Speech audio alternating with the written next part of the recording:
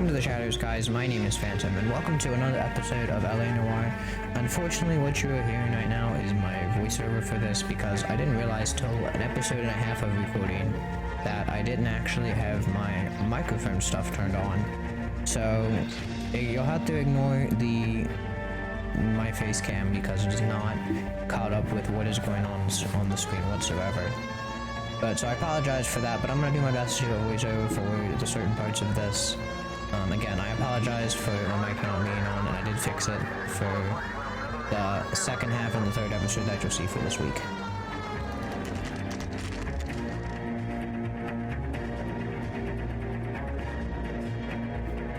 So we arrived at the Jungle's drum set, and currently we are about to pursue Mark Bishop here. Yep, there he is. No. And there he goes running. God, so we're gonna chase him down. Lord knows this set, as they said in previous stuff, looks crazy dangerous. And we've got our partner calling in some backup there because our suspect is running away.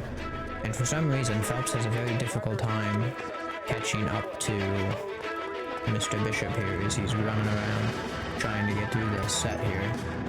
We're trying to help you, Bishop. And we've got a lovely flights of stairs as well, so that's always fun. I apologize as well if I'm not commentating as much as I'm doing this voiceover. It's a little harder since I kind of know what's happening. As I've already recorded the video, I'm doing this voiceover after because I realized I screwed up. And if this was me in real life, I would be full-on panicking right now trying to do this, because not only am I in a chase, number one, this building, as you see, starts to fall apart on top of trying to jump over crazy gaps and things, which I would be panicking like crazy.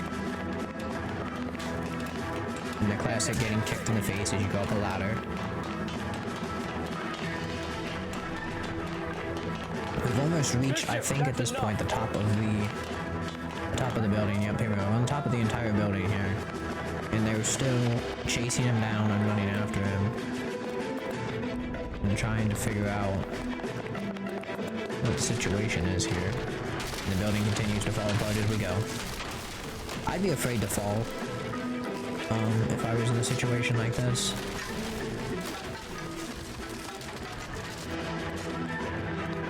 There we go. He's running, he's starting to run out of space to run through because at the very end of that, unless you're gonna jump off of it, which would be awful, you're pretty much done for. Here we go. So we got him arrested here for the murder of June Ballard. And the rape and attempted murder of Jessica Hamilton.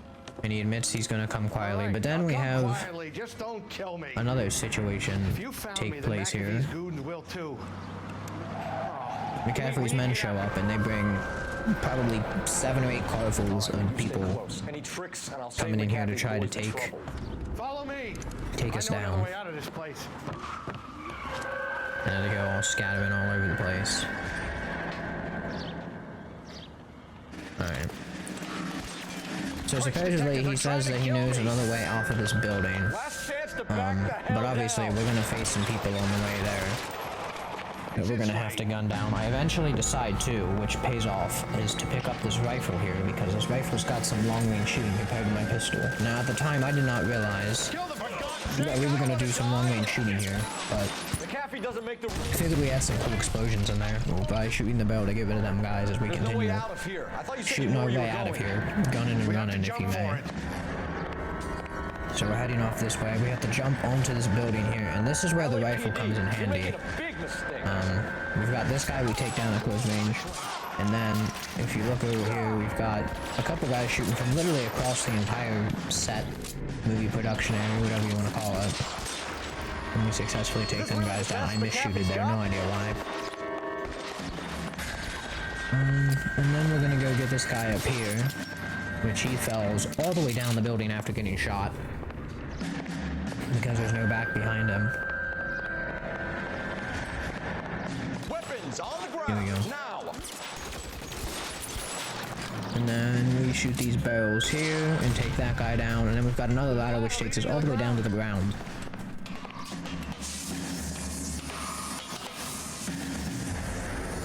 course, it's a long way down, which, you know, you're on a giant statue on a movie set, so that kind of makes sense.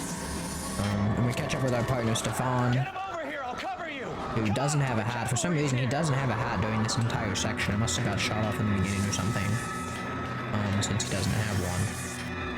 There we go. We're gonna keep on going, trying to get Mike Bishop out of here.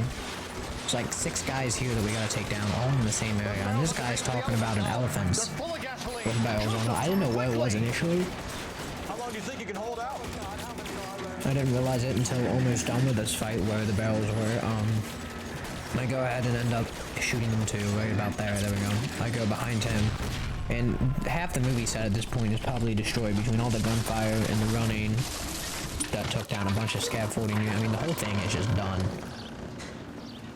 And we still aren't done yet. We still gotta get to the car and get him out of here. So we go through, and basically we're back where we started the chase off, running to everything again. Of course, we've got more people we gotta worry about. We got 2 guys here. My hat falls off. There we go. Then we get a headshot on this guy. There we go. And I tried to go pick up the hat, but for some reason it wouldn't let me pick the hat up. So I kind of just said, alright, well, we'll just continue going since it won't let me pick the hat up. I probably took a different angle or something on it where I would have been able to pick it up if I did that, but...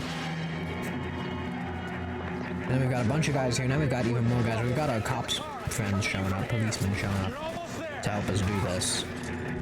They finally showed up. At this point, you've probably called them probably 10 to 15 minutes ago on real life time, except pertaining to in-game. So if this was you in real life, you're probably looking about 10 to 15 minutes ago you called them in. And they finally show up. And this last guy, however, not this one, but this one behind the car here on the right, it turned into like a slowly approaching it to like if he peeks out, I'd be ready to fire and take him down. But I end up shooting his feet here a couple times. And then he comes out, and then there we go. So we take down everybody. Mike Bishop survives, even though at one point he looks like he got shot because he's on the ground. Now this is what I call a result. So there we go. Mark Bishop, so we take down this. Film producer and all Mike Bishop's arrested. Catches a fast ticket to Quentin for statutory rape and attempted murder. So he gets to spend the next 15 years playing sissy instead of sticking it to little girls. That is justice. And our boss, as always, is impressed with the work we're doing. And then he gives us a little hint indication of getting promoted. Go on, get your new assignment. It's good working with you, son. So we're done working with him and Stefan. We've got a reputation to where we've basically been, I shouldn't say graduated, I mean we were promoted, I wouldn't call it graduated, promoted out of traffic.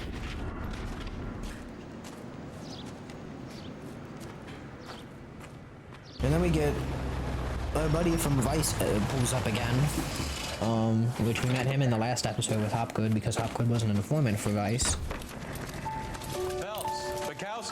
This your work? Can I help you, detective?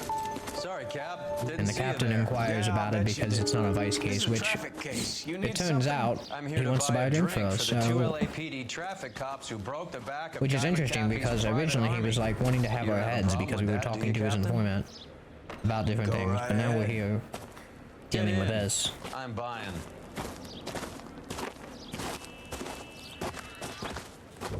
So there we go, we head off with him.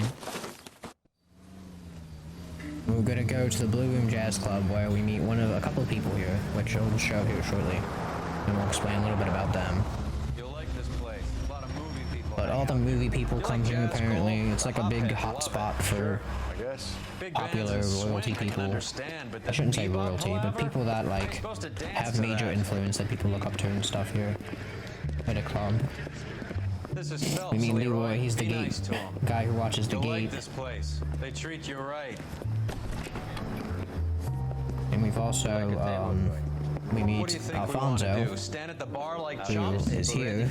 Don't look so happy to see me, Alphonse. I might get the wrong impression.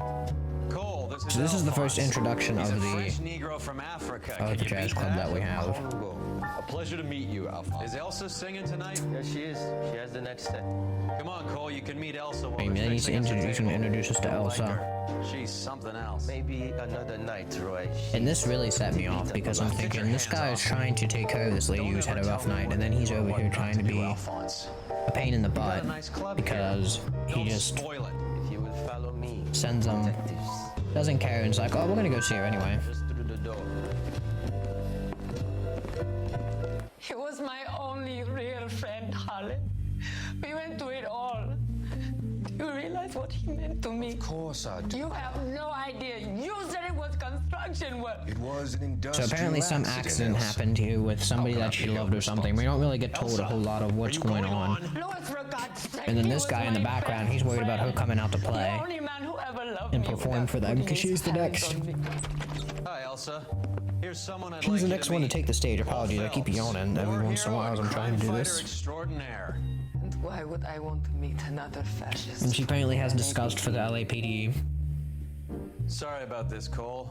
And this What do I you didn't think like I'm either. having? First a Negro puts his hands on me, and then this. This, he slaps her in the Who do you face for think no you're reason. talking to, you German And then junkie calls her a whore? bunch of names and whatever because ever forget she's your place upset with me because again. something bad happened to You her. hear me? Evening, Doc. How's business? Sanguine. And then we have the doctor Help me here. I'm gonna have to give her something before. who's gonna give her something. Blow it off, Cole. These artsy-fartsy types always get a little flighty. Meet Dr. Harlan Fontaine, doctor to the stars. Mr. Fix-It to the mental wreckage of Hollywood. So what about that Yep, drink, so he's still boys? talking about the drink after having this entire interaction with her.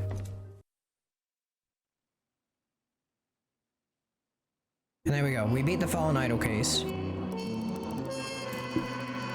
beat the Fallen Idol case. We did really bad on the questioning, as you can see. Blue's family didn't do terrible, but we got a promotion to the homicide desk. So we're gonna pick up with our first case of homicide here. But 6 months later. So we get promoted to homicide, we get 6 months later.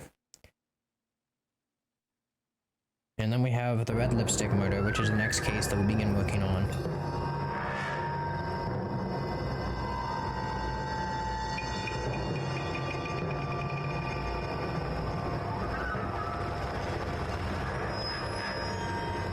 So here we go. There's a girl you can hear in the background who apparently is trapped in this car by this guy. Which we have no indication of who this guy really is. And here's the lady. There you go. So he beats her to death with what looks to be a pipe wrench of some sort.